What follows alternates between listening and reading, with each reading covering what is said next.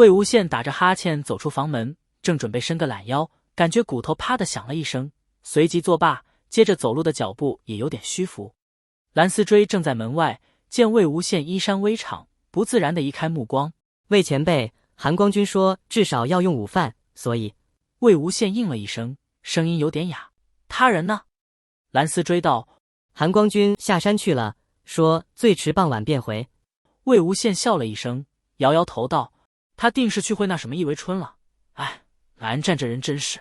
蓝思追正色道：韩光君说魏前辈不必担心。魏无羡摆摆手：不担心不担心，蓝湛做事有分寸，还不至于对付不了一个易为春。再说都已经这么多回了，午饭呢，赶紧吃完补觉，我快困死了。说完又打了一个哈欠。蓝思追便将蓝家精致小碗里装着的草根树叶端了出来。魏无羡顿时面如菜色：思追，你说蓝湛什么时候回来来着？事情要从不久前说起。那日魏无羡和蓝忘机以及蓝家一众小朋友从沧州夜猎回来，走到云深不知处大门台阶时，从一旁的草丛里窜出一个人。那人一条腿带着木质假肢，见到他们圆目怒瞪，剑锋直指魏无羡。好啊，都说姑苏蓝是降了你这个魔头，我不信，如今看来果真是骗人。你们姑苏非但不关押审讯这个魔头，还让他同小辈一起夜猎，真是岂有此理！不夜天成的3000血债，难道你们都忘了吗？什么名门正派，真是道貌岸然，伪君子也。蓝忘机站在魏无羡的身前，眼神里带着明显的不悦。蓝景怡跳出来：喂，你怎么说话的？我们姑苏蓝氏的事，你管得着吗？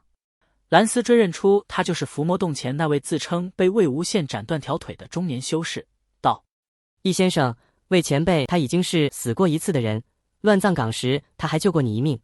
这件事正戳易为春的软肋，也是他最大的痛点。这一命我还给他就是，但他这一命我也非要不可。你叫他跟我打一场，我们做个了断。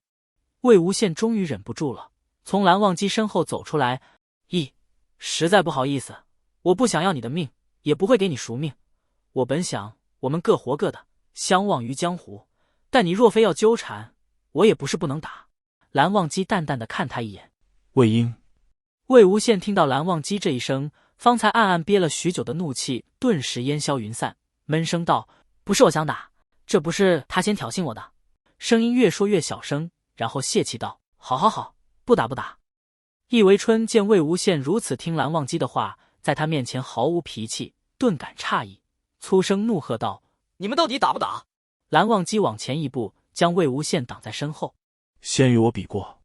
易为春正想说你是他什么人，我为什么要先跟你比试，脑子里忽地想起沿路听到的传闻，不由得来回看了这两人一眼，转而道：行，明日午时，我在此恭候，韩光君可别忘了。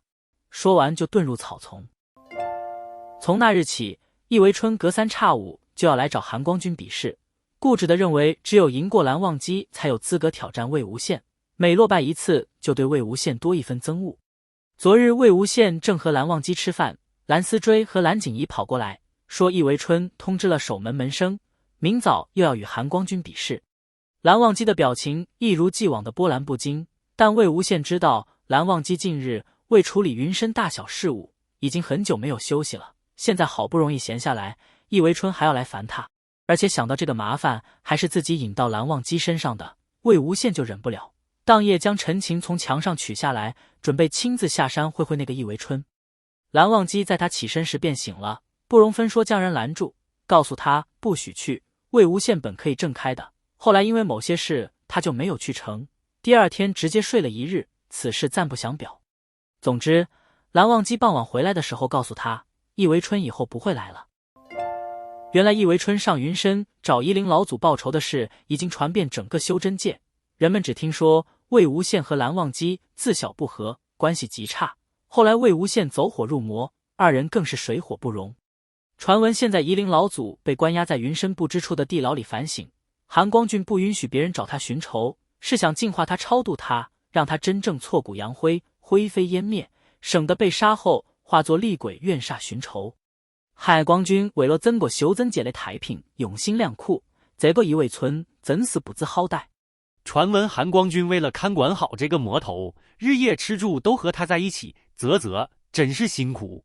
还有人说曾经吹笛玉石叱咤风云的夷陵老祖，现在在韩光君面前话都不敢多说一句。是啊，当今除了韩光君嫩伢子都那个魔头，还有谁？从此家家户户除了要在床头贴夷陵老祖镇恶图辟邪，还要贴上韩光君降魔图镇宅。蓝忘机从袖中掏出易为春今日递给他的韩光君降魔图，易为春在最后走之前朝他深深鞠了一躬。韩光君，之前是我多有得罪，那个魔头就交给你了，希望你千万不要放过他。蓝忘机虽然知道他可能误会了什么，却还是点了点头。画上韩光君眉清目秀，仿佛俊美仙神，将表情狰狞凶狠的夷陵老祖压在身下。老祖全身不但被卷云抹额紧紧绑住，碧晨剑也危险地抵在他的身后。对此，姑苏蓝氏曾暗自派人销毁过一批，但赌不如输，此图流传愈广，吹嘘的作用愈甚，姑苏蓝氏便不再管制，更不对此做任何解释。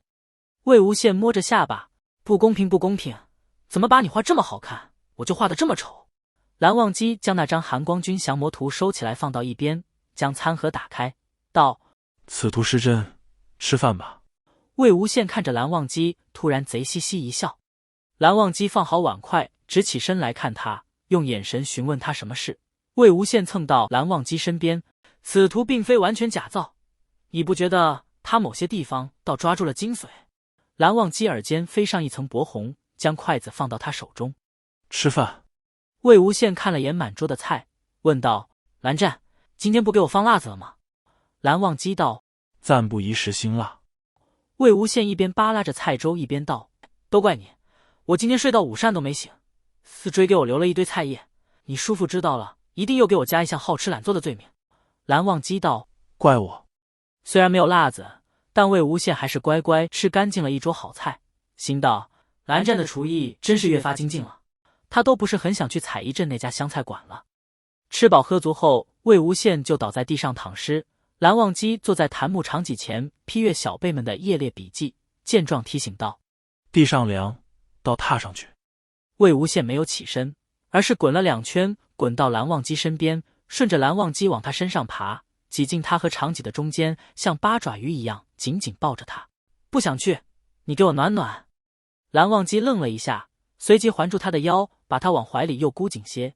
片刻后，蓝忘机问道：四追说你睡了一日，身体可有不适？魏无羡将下巴放到蓝忘机颈窝，呼吸间都是熟悉的檀香味，整个人发着懒，五谷一样任蓝忘机抱着不愿动弹。我为何睡了一日别人不知道，韩光君你还不知道吗？那不是你。魏无羡忽感下身一凉，整个人弹起来。蓝湛，你为什么脱我裤子？不做不做，我还疼着呢。蓝忘机扶稳了他。不做，上药。说着，蓝忘机从袖中取出一个小盒，果然是淡淡的草药味。虽说他们二人什么都做过了，全身上下哪里没看过，意乱情迷时更是什么荤话也都说过了，但蓝忘机一脸严肃地说出上药2字时，魏无羡脸还是有些发烫，耍赖道：你放着吧，待会儿我自己来。这点事总不至于还要别人帮忙，更何况这又不是什么大病，他的身子还没那么娇弱，哪里用得着上药，歇几日自己便好了。但蓝忘机却不认同，像是知道他心中所想，抱着他几步将他压到了被褥里，目光坚定道：上药。魏无羡脸皮一烫，欲说些别的转移注意力。蓝湛，你给易为春说了什么？他不再来了。你轻点。我答应他绝对不放过你。魏无羡捧腹不止，哈哈哈，韩光君，这可是你说的，你可千万别放过我。正道君子，降魔仙手韩光君果然将无恶不作的夷陵老祖压制住，让其永世不得翻身，不，偶尔翻身。多年后知道真相的易为春目瞪口呆。戊戌年，清河26，一嫁娶，祈福，找长竹竿，至后山，敲核桃，手脚敏捷，爬树很快，树下竹筐叮叮当当，抬手远眺，瞥见柿子，更是兴奋异常。愚孝唤小猴子，不满，树上滑下，用手挠我。忽闻喜悦，登高而跳，见山下小路，花锣叫鼓，唢呐二胡，新人着仙衣，坐驾取士，因猜想凤冠霞帔，新娘美否？想起今月岁前因逃课四处寻不得，而后至兰氏，才知其贪玩爬树，去捉松鼠，不慎跌落池塘，外衣打湿，只剩里衣可穿，手缝带泥，脚边滴水，好不狼狈。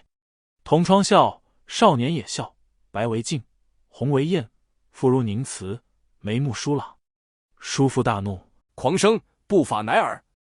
应静声不答，然脸上无悔意，见我视之，轻快眨眼。无端心慌，手滑笔落，见起墨点，轻石染竹。叔父问我，答无事，空填留白。转眼皆非，如幻即逝，岁华易老，难寻当时踪迹。如今来看，所言无错，人生留白处，皆是君所在。当时2年，温家围猎，与因许久未见，直到身量渐长，翩翩鲜衣，风流无阻，马蹄脚轻，踏没浅草。腰杯且住歌酒，笑语穿林打叶，随手折花，弯弓射问。望基兄，你抹额歪了。所见红衣一笑，一念在心，不能忘怀。而后又是数年，夜雨深深，血池枯骨荣。故人留我花一捧，草木守孤种。曾访姑苏宁安寺无罪法师，谈因果报应。法师求应天缘，所知2著，一为凶，一为大吉。是词青玉案言，自古有情终不化。青娥冢上，东风野火，烧出鸳鸯瓦。所谓逢凶化吉，便是如此。临别留步，法师问我：一是能狂变少年，2公子常为何事狂？背后满筐，整理下山，因欲做月饼，掰手指数，红豆栗子，冰糖槐花。风暖人静，天地缓缓，于如今可达。桀骜且待，余生情中，悲喜不渝，死生无度。可见满川霞雨雾，山河十里作红妆。